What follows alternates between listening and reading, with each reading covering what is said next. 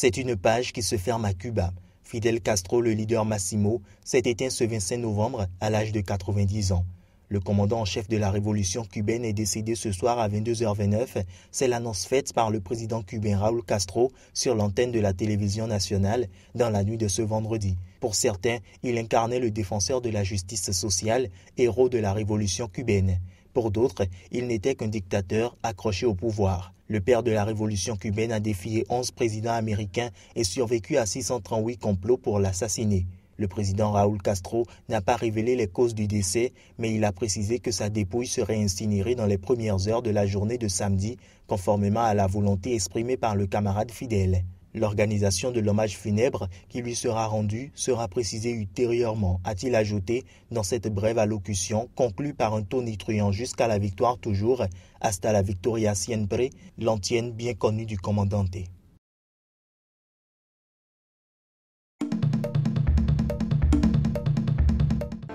C'est en présence d'une vingtaine de chefs d'État et de gouvernement que s'est ouvert ce samedi à Antananarive, la capitale malgache, le 16e sommet de la francophonie.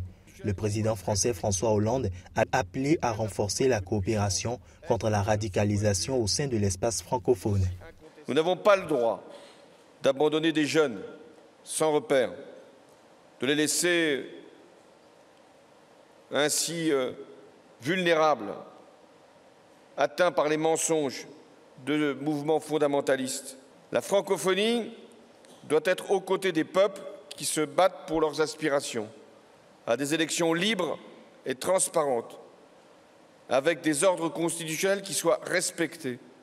Le Premier ministre canadien s'est également prononcé à la tribune. Justin Trudeau a de son côté fait part de sa tristesse et déploré la mort du leader de la révolution cubaine Fidel Castro, un ami de longue date de son pays et de sa famille. C'est avec une grande tristesse que je viens d'apprendre le décès de Fidel Castro, un ami de longue date du Canada et de ma famille. Les liens qui unissent nos deux pays sont forts. Sophie, nos enfants et moi-même, ainsi que l'ensemble des Canadiens, offrons nos plus sincères sympathies à la famille Castro et au peuple cubain. Le large thème de ce sommet est intitulé « Croissance partagée, développement responsable et conditions de stabilité du monde et de l'espace francophone ». Mais la lutte contre le terrorisme, dont sont victimes plusieurs pays africains, devrait dominer les débats. Selon l'OIF, près de 274 millions de personnes peuvent être définies comme francophones de façon certaine dans le monde.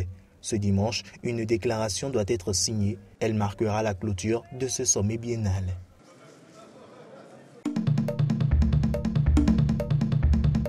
Ces derniers jours, 2000 Rohingyas ont franchi clandestinement le fleuve Naf qui sert de frontière naturelle avec la Birmanie pour trouver refuge au Bangladesh, certains chez l'habitant, d'autres dans un camp improvisé. Beaucoup sont traumatisés. Viols en réunion, tortures, meurtres et massacres, les Rohingyas qui ont franchi la frontière ont fait le récit des violences que leur font subir les soldats birmans dans l'ouest du pays.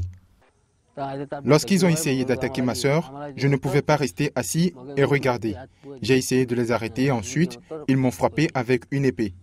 Après ça, on s'est enfui dans les collines. Les récits d'agressions sexuelles sont légion parmi les femmes Rohingyas interrogées au Bangladesh. L'une d'entre elles, âgée de 20 ans, raconte que lorsque l'armée a attaqué son village, ils ont mis le feu à la plupart des maisons, tué de nombreuses personnes, dont son père, et violé beaucoup de jeunes filles. Ignorant les pressions de la communauté internationale, l'exhortant à ouvrir sa frontière pour éviter une crise humanitaire, le Bangladesh a appelé la Birmanie à prendre des mesures urgentes pour que cesse l'entrée sur son territoire des Rohingyas. Ces derniers sont choqués rien qu'à l'idée de retourner dans leur pays. Si on nous renvoie là-bas avant que la paix arrive en Birmanie, ils vont nous brûler à mort. Nous avons fui nos maisons pour sauver nos vies.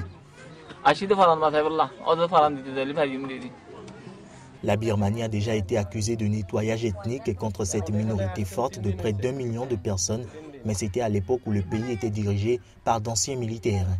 Depuis fin mars, Aung San Suu Kyi a pris les rênes du pays après des élections historiques il y a 1 an. Mais elle ne s'est quasiment pas exprimée sur le sujet dans un pays où l'armée échappe à tout contrôle.